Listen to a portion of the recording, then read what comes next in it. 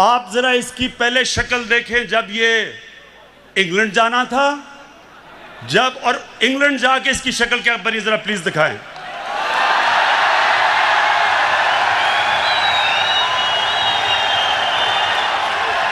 ये वही इंसान है। ये जो शक्ल थी, ये जब बस बस बस बस अच्छा, ये शक्ल जब शिरीन मज़ारी ने देखी तो तब बेचारी की आंखों में आंसू आ गए। और फिर से मैं बता दूं, शिरीन मज़ारी की आंखों में आंसू आना मुश्किल है, बड़ा मुश्किल काम है। लेकिन वो देखें, वो मेरी भी आंखों में आंसू आ जाते अगर मैं इसको अच्छी तरह जानता ना।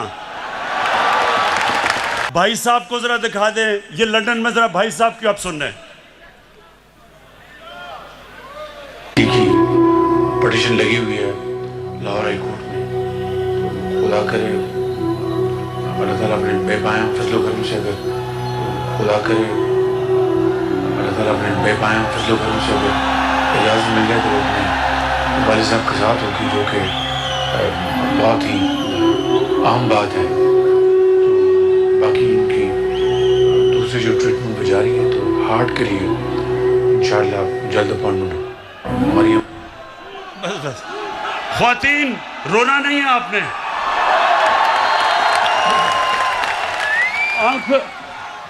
अपनी आंखों के आंसू पोंछ लें। ये बॉलीवुड भी ऐसी कोई एक्टिंग नहीं कर सकता जो अभी एक्टिंग किया है।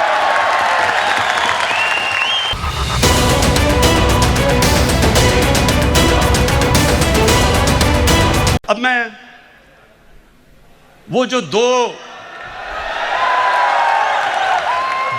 बच्चों ने तकरीरें की थी उनके ऊपर मैं बात नहीं करना चाहता।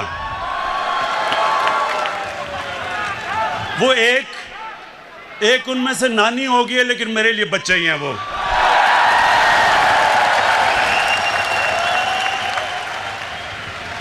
उसकी वजह है, सुने टाइगर्स, उसकी वजह है। देखें,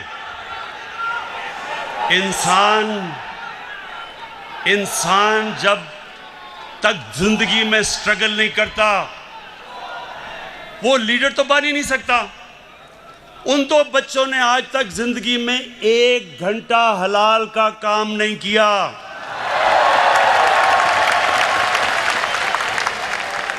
वो आज जाके लेक्चर दे रहे हैं दोनों। 1 घंटा उन दोनों ने पैसे बनाने के लिए हलाल का काम नहीं किया। पले किसके ऊपर हैं? अपने दोनों बापों की हराम की कमाई के ऊपर पले हुए हैं। तो उनके ऊपर तबसरा करना फजूल है। लेकिन जो और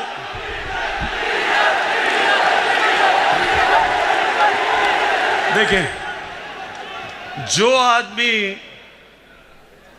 11 की टीम होती है, 12वें को 12th मैन कहते हैं, जो 12th मैन है उसके ऊपर मैं क्या बात करूं। अच्छा, अब मैं असल, ये बड़ा गौर से सुनना आप।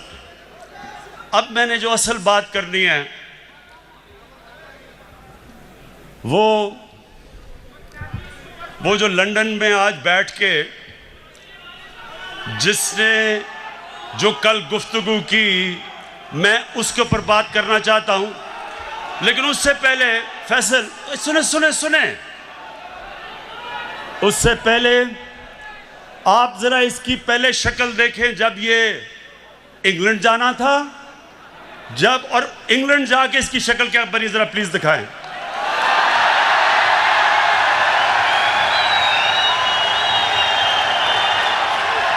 ये वही इंसान है।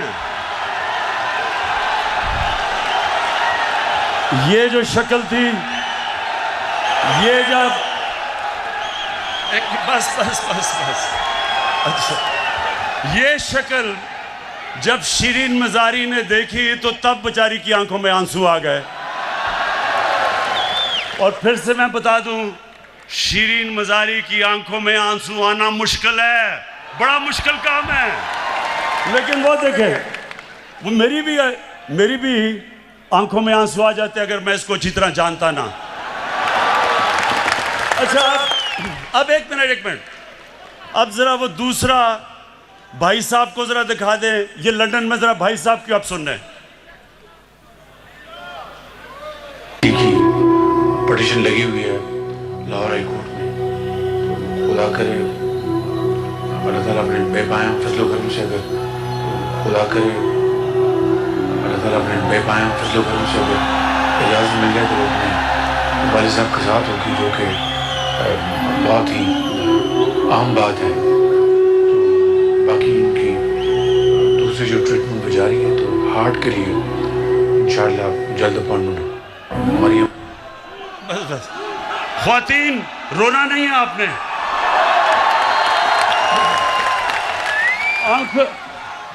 अपनी आंखों के आंसू पोंछ लें।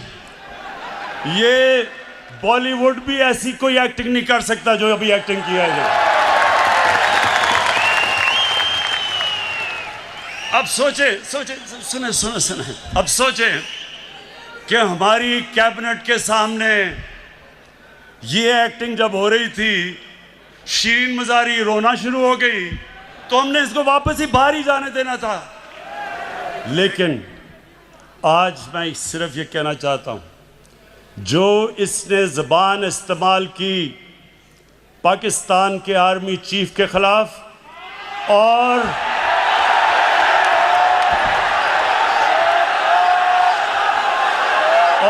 ISI के डीजी के खिलाफ, मैं आज इसके ऊपर खास बात करना चाहता हूं।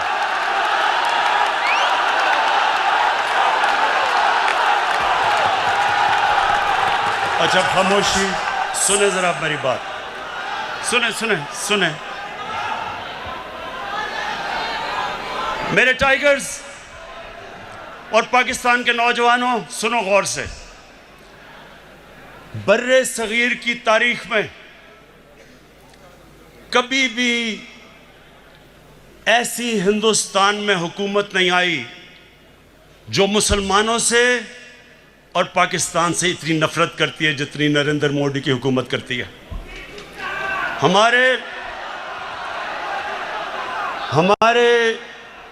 फौजियों के ऊपर मुसलसल हमले हो रहे हैं। हर रोज हमारे फौजी अपनी जान की कुर्बानियां दे रहे हैं। परसों 20 पाकिस्तान के सिक्योरिटी फोर्सेस के लोगों ने शहादत पाई, 20 लोगों ने।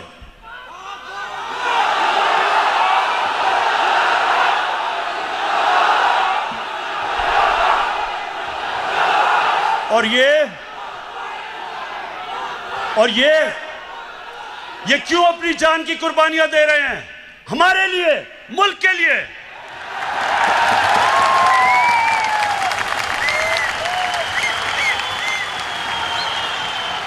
और ये गीदड़ जो दुमदमा के बाहर भागा था, वहां बैठ के आर्मी चीफ के ऊपर जो उसने कल जुबान इस्तेमाल की और डीजी ISI के ऊपर, सुने गौर से मेरी बात, मैं थोड़ा सीरियस आपसे बात करूंगा। ये वो नवाज शरीफ है जो आज फौज के ऊपर और फौज के सरबराह के ऊपर इस तरह की जो जुबान इस्तेमाल कर रहा है। आपको याद नहीं होगा क्योंकि आप तो तब पैदा भी नहीं हुए थे। ये जनरल जिलानी के घर के ऊपर सरिया बनाते हुए मिनिस्टर बना था। ये वो आदमी है जो ज़ियाउल हक के जूते पॉलिश करते करते चीफ मिनिस्टर बना था। ये वो आदमी है जिसने जनरल दुरानी ISI के जब चीफ थे, पीपल्स पार्टी के खिलाफ जब इलेक्शन हुई तो मिरान बैंक से इसने करोड़ों रुपया लिया था इलेक्शन लड़ने के लिए। डीजी ISI की सुप्रीम कोर्ट को रिपोर्ट थी। लेकिन इस मुल्क की बदकिस्मती ये कि हमारे मुल्क की अदालतों ने इसकी मदद की हमेशा। ये वो आदमी है जिसने आसिफ जरदारी को 2 दफा जेल में रखा था। जनरल बाजवा ने नहीं डाला था, और उसको कहता था पाकिस्तान का करप्ट तरीन आदमी है वो जरदारी। इसको ऊपर हुदायबा पेपर मिल्क का केस उसने इसके ऊपर बनाया था, जिधर अरबों रुपए इन्होंने करप्शन करके पैसा बाहर भेजा था, वो उसने नवाज शरीफ पे बनाया था, जनरल बाजवा ने नहीं बनाया था। ये वो नवाज शरीफ है। और जरदारी, चुप करके सुने, चुप करें जरा, सुने मेरी बात। ये वो जरदारी है और नवाज शरीफ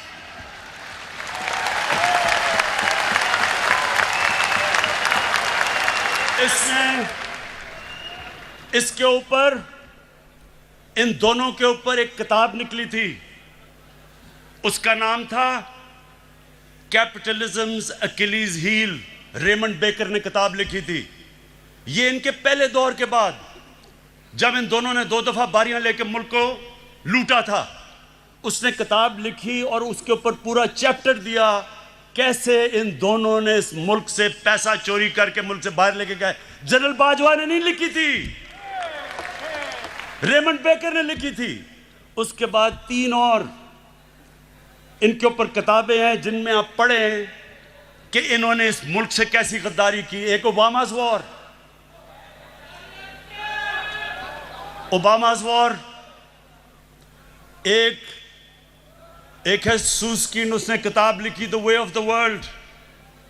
उसमें वो क्या किताब में कह रहा है कि बिलावल को उनकी वालदा टेलीफोन करके CIA ने उसका टेलीफोन टैप किया, बैंक अकाउंट्स बता रहे थे कि किन किन बैंकों में पैसे पड़े हैं तुम्हारे बारे। जो बाहर, अब जरा गौर से सुने मेरी बात, क्योंकि मैंने बाहर एक केस लड़ा हुआ है, हर जाने का केस बाहर लड़ा हुआ है इयान बोथम के खिलाफ, और जीता था केस। वहां सुने वहां क्या होता है, वहां जब आप कोई किताब लिखते हैं, 4 किताबें मैंने बाहर पब्लिश करवाई हैं, एक एक लफ्ज उस किताब में आप लिख नहीं सकते। वकील बैठता है और देखता है कि क्या आप साबित कर सकते हैं चीजें, नहीं तो आप कोई किताब नहीं बाहर लिख सकते, क्योंकि इतने सख्त कानून है वहां।